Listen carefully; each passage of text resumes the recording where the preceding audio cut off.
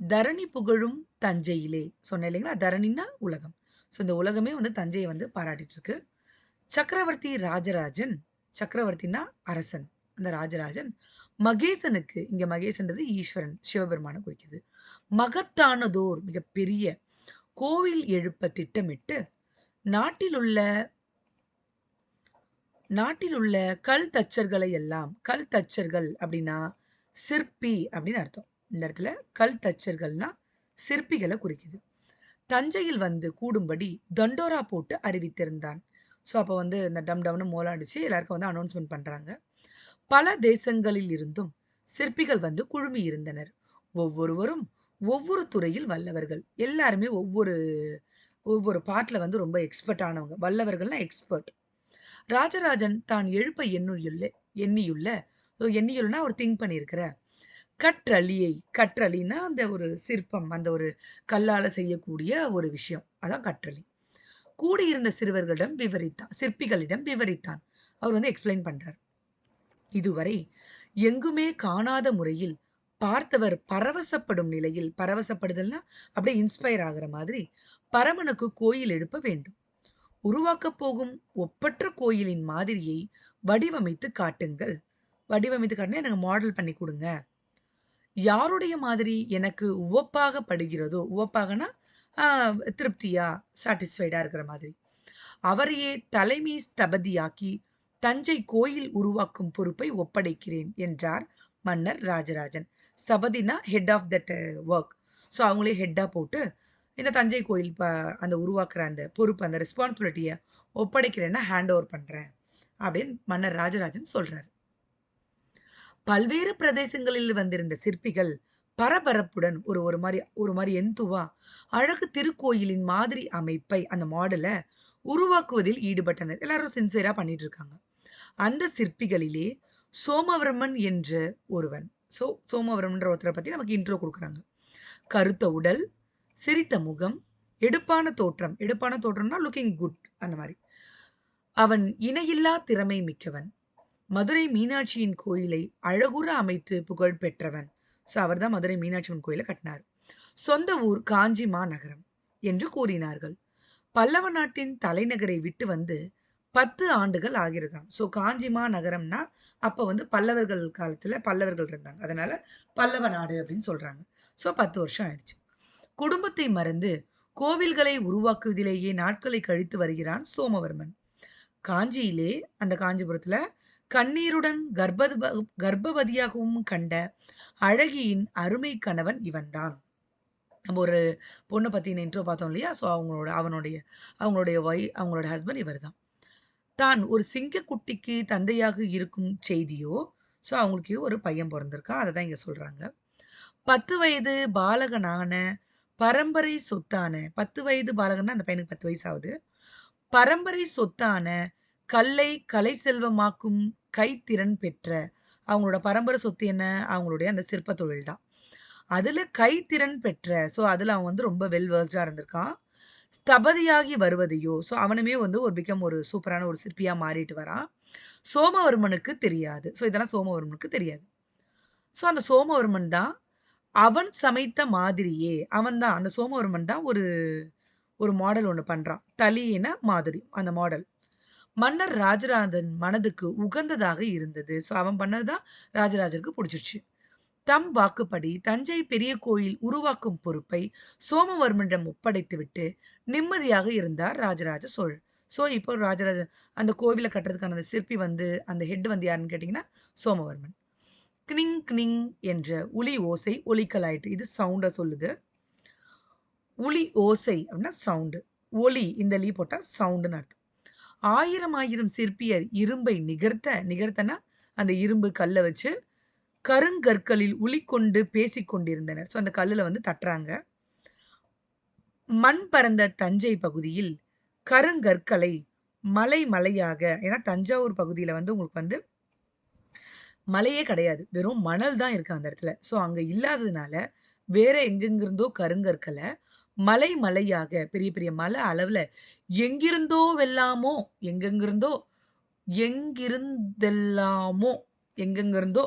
கொண்டு வந்து குவித்திருந்தார் சோழ மன்னர். மெல்ல மெல்ல தஞ்சையிலே பெரிய கோயில் உயர்ந்து கொண்டு வந்தது. நாட்டின் பல பாகங்களிலிருந்தும் சிற்பிகள் சோழ தலைநகர் நோக்கி சாரி வைக்கலாயினர். சாரினா வரிசை. ஸோ எல்லாரும் லைனா வந்துட்டே இருக்காங்க. நிறைய பேர் வந்து ஒர்க் பண்ணிட்டே இருக்காங்க. காஞ்சியிலே முன்பு பார்த்த வீட்டிலே, முன்னாடி நம்ம பார்த்தோம் இல்லையா, அந்த வீட்டை ஞாபகப்படுத்துறாங்க. இன்று 12 வயது பாலகன். ஸோ 12 வயசு பையன் இருக்கான் இங்க. உளி கொண்டு புதிய சிற்பங்களை உருவாக்கி கொண்டிருக்கிறான். அவனும் சிற்பி, நம்ம ஏற்கனவே சொல்லிட்டோம் இல்லையா.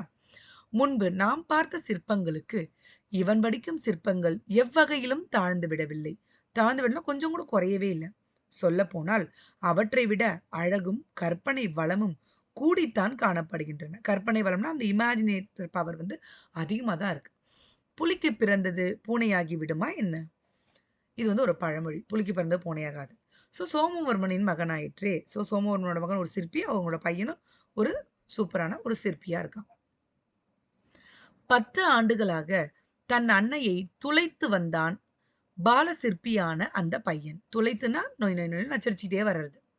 தன் தந்தை எங்கே, எங்கே போனார், என்ன ஆனார் என்று. எங்க போனாருன்னு கேட்டு, கணவனை பிரிந்து காணப்படும் தனக்கு இவனாவது அருகே இதமாக இருக்கிறானே, ஒரு சப்போர்ட்டடா இருக்கானே என்ற நினைப்பில் ஏதேதோ கூறி அவனிடம் தன்னிடமே இருக்க பண்ணி கொண்டிருந்தாள் தாய். கொஸ்டின் பண்ணும்போதெல்லாம் ஏதேதோ சொல்றான். ஆனால் இந்த தந்திரம் எத்தனை நாளைக்கு பலிக்கும்? ஒரு நாள் அன்னை கண்ணீர் விட்டாழ, சோ அழுறா. நான் என் அப்பாவை தேடிக்கொண்டு பிடித்து வரப்போகிறேன் என்று கூறி கிளம்பி விட்டான். உடனே அவன் என்ன பண்றான்னா கிளம்பிட்டான். இந்த காலமா நினைத்தவுடன் நினைத்த இடத்திற்கு போய்விட இப்ப மாதிரி போக முடியாது இல்லையா. 10ஆம் நூற்றாண்டிலே காஞ்சியிலிருந்து தஞ்சைக்கு போவதென்பது லேசான காரியம் அல்லவே. அது அவ்வளவு ஈஸியான விஷயமே கிடையாது. பல மாதங்கள் பயணப்பட்டு சோழவள நாட்டை வந்தடைந்தான் பாலசிற்பி. காவிரி கரையின் கவின் எழிலும், கவின் அப்படின்னா கண் கவர்ற மாதிரியான, எழில்னா அழகு, சோலைகளும் பசேல் என்ற வயல்களும் பையனுக்கு வியப்பூட்டின. அவன் ரொம்ப ஆச்சரியப்படுறான். கனி மரங்கள், கனினா இங்க பழம், கனி மரங்கள் பசியார உதவின. ஒரு மூதாட்டியின் குடிசையை நோக்கி போனான். அவள் இவனை பரிவோடு வரவேற்றாள். பரிவோடுனா கைண்டா, கைண்டா வந்து வெல்கம் பண்றாங்க. அமுதூட்டி, அமுதுன்றத சாப்பாட சொல்றாங்க. அன்பாக பேசினாள். வழி நடந்து வந்த சிரமம் தீர, சிரமம்னா கஷ்டம், அந்த கஷ்டம் போற மாதிரி உறங்கி ஓய்வு கொள்ள சொன்னாள். இளைஞனும் அப்படியே செய்தான். மதியத்துக்கு அந்த மூதாட்டியின் பேரப்பிள்ளை வந்தான். குலம் விளங்க வந்த அவனுக்கு குலசேகரன் என்று பெயர். இந்த நேம் நோட் பண்ணிக்கணும். கல்லுளியை நம்பி வாழும் கலைஞன் அவன் என்பதை அறிந்தபோது பால பல்லவ சிற்பிக்கு மகிழ்ச்சியான மகிழ்ச்சி. பால பல்லவ சிற்பிக்கு, அந்த பையனுக்கு, அவனும் வந்து கல்லுளினா என்னதான், அவனும் ஒரு சிற்பி. ஸோ அவனுக்கு ரொம்ப சந்தோஷம். ஒத்த வயதுடைய இருவரும் அளவலாவினர். அளவலாவினா மாத்தி மாத்தி பேசிக்கிறது.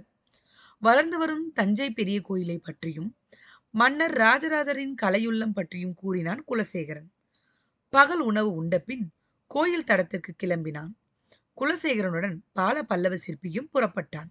சும்மா இருப்பானா? இருக்கத்தான் முடியுமா?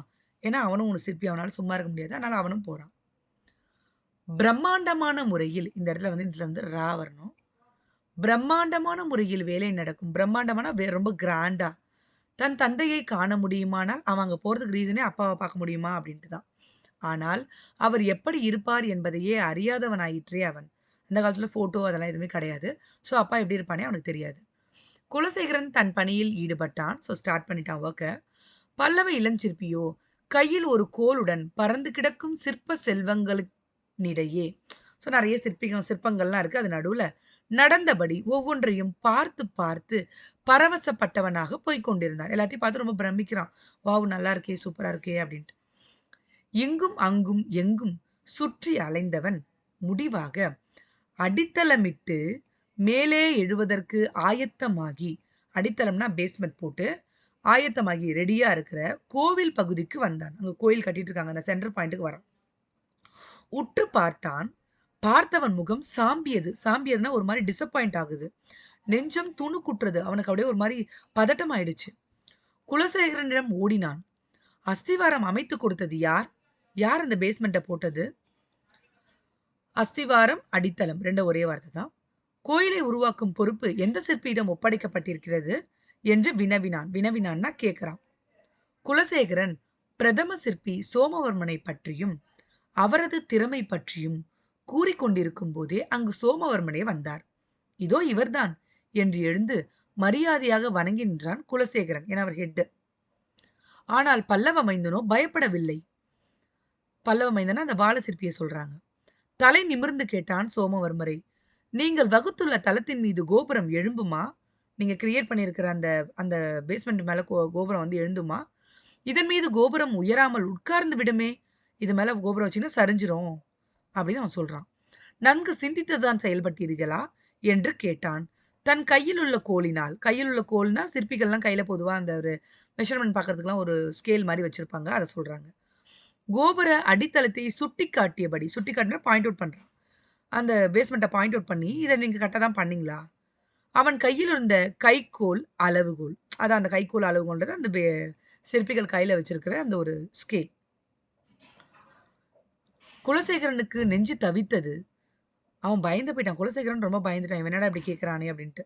அங்கிருக்கும் அத்தனை சிற்பிகளும் தலைவரான சோமவர்மனிடம் இப்படி பேசுகிறானே, எங்கிருந்தோ வந்த பயல் என்று. தலைமை ஸ்தபதியும் திகைத்தார். அவருக்குமே ரொம்ப ஷாக்கிங்கா இருந்தது.